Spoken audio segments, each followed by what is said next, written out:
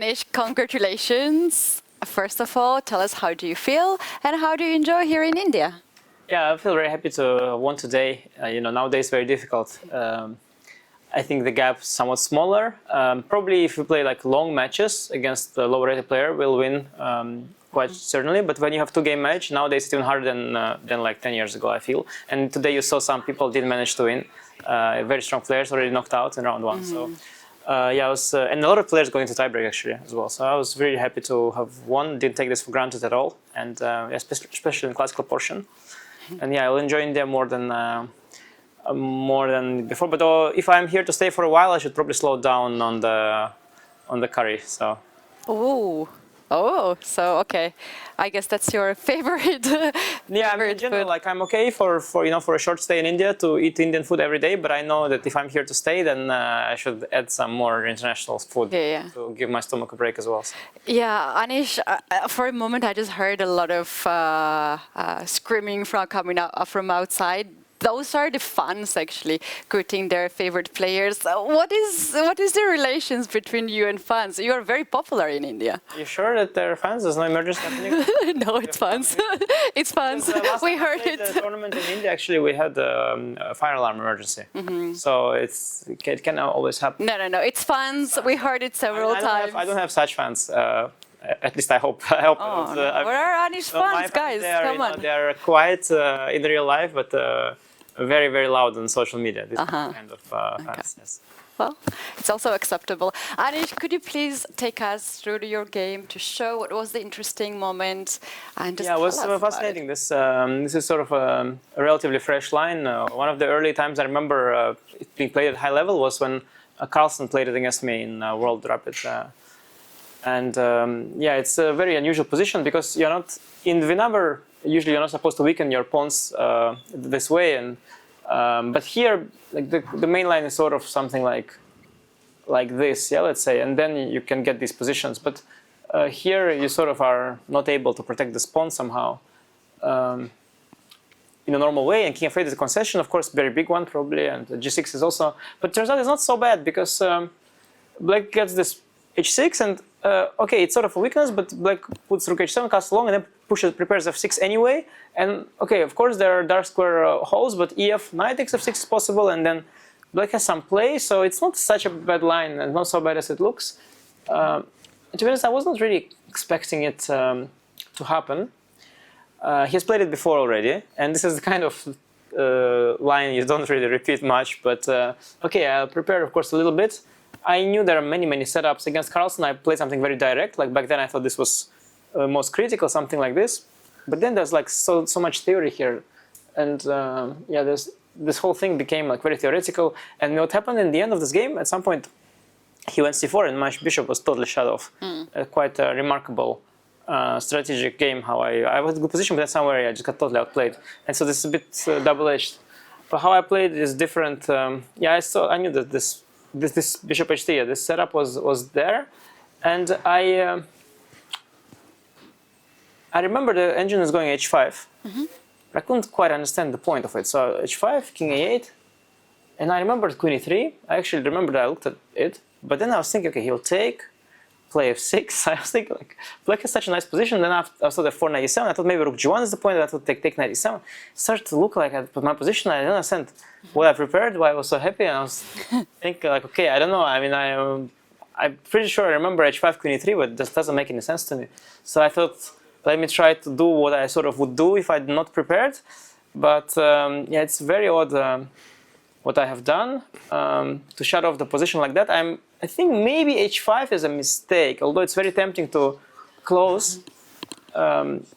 In general, like conceptually, it's a very interesting position because White is not supposed to close the kingside, because kingside is where White is actually playing. You cannot attack here, you don't have enough resources. Even though you have open files, Black is very safe. So you're supposed to attack on the kingside, so you're not supposed to close it. Yeah. But I was kind of thinking that the pieces, like Black's pieces, are really bad. This bishop can never now come to these good squares. The knight, if it goes to f5, then I will take, and then after gf, I have g6, after ef, I have this pawn is weak as well. So sort of the way in which it's closed is kind of favorable for me, and I maybe have maybe a rook to f6, maybe f4, f5, like maybe some breaks. But I was of course really not thrilled with this whole thing because I don't know what I'm doing, and maybe he has some setup and just a dead fortress, and I don't know, I was not so sure. But I felt actually relieved that, yeah, because it is tempting for him, but actually maybe indeed the circumstances here are much better for him. Yeah, I was thinking about this. Luckily we got this, and yeah, you see the engine. I think the evaluation is not so relevant on low depth because it's just very, very concrete. Okay, I wanted to bring my queen over and also get a 4 f5, so I think queen to h1 is good. I think a 4, yeah, now I don't know, I was just kind of, I mean, I'm just pretending that what I'm doing is great. I'm not sure at all, so I'm going, I didn't like knight b8, felt kind of off, but okay, f4, f5, pretend like I give this, I give that, like it's like I'm genius. What do you think about this capturing on a4? Was that something that you were happy to see? No, I wasn't happy to see at all. You know, yeah, I just decided to pretend that like it's all part of the plan and just go with it and not look back. But I didn't feel at all it was great. I think he played very well actually. I think collecting both the pawns and going gf. To be honest, I underestimated from like afar. It's not like I care, but anyway, I was kind of without knight b8, but I was kind of looking at these sort of positions more. I was really liking it because this pawn is weak.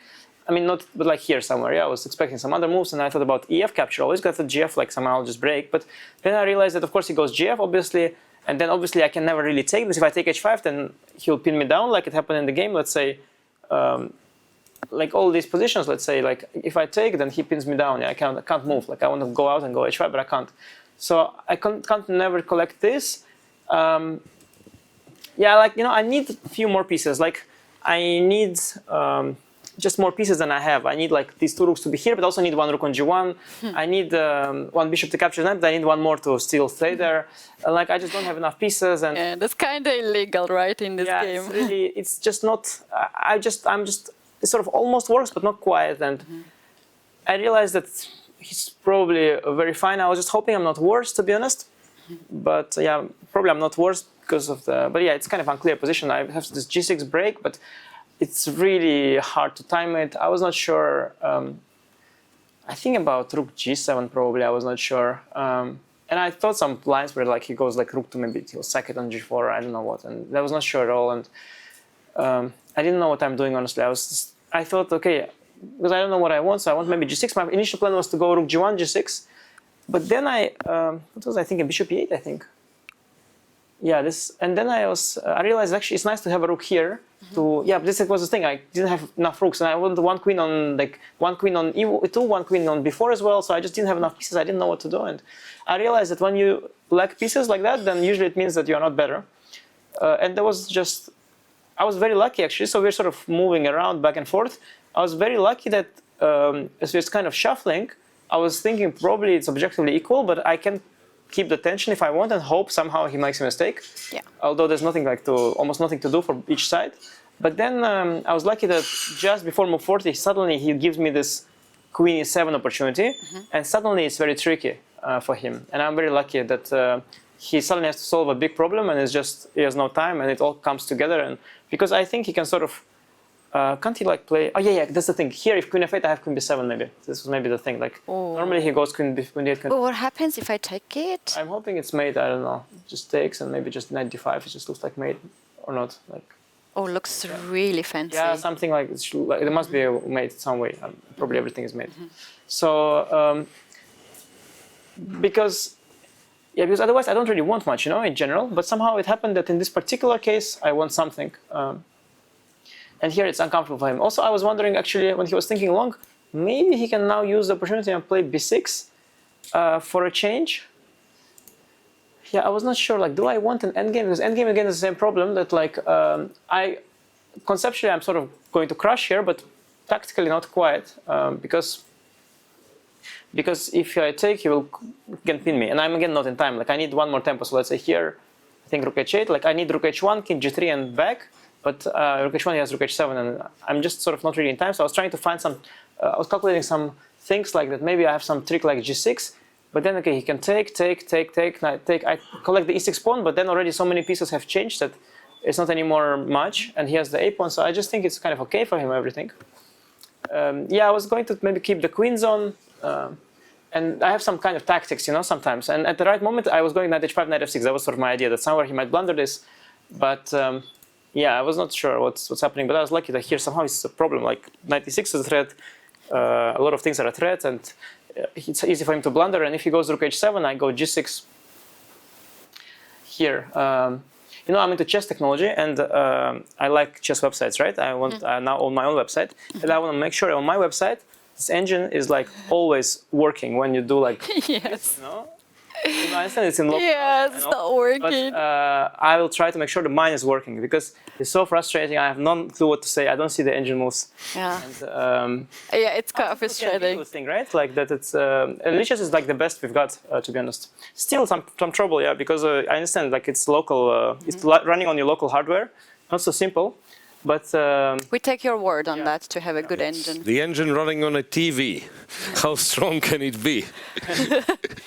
no, but nowadays they say your fridge can beat you, yes? I mean, I'm sure it does. Like that's the thing. Nowadays, actually, you don't need hardware. Like any CPU running Stockfish 17.1 with neural network in there, it's just incredibly strong. And so, just any hint would help me do commentary, but I just can't now. I have no. I can see the engine moves. You're winning. What do you want to know? Rook gh7?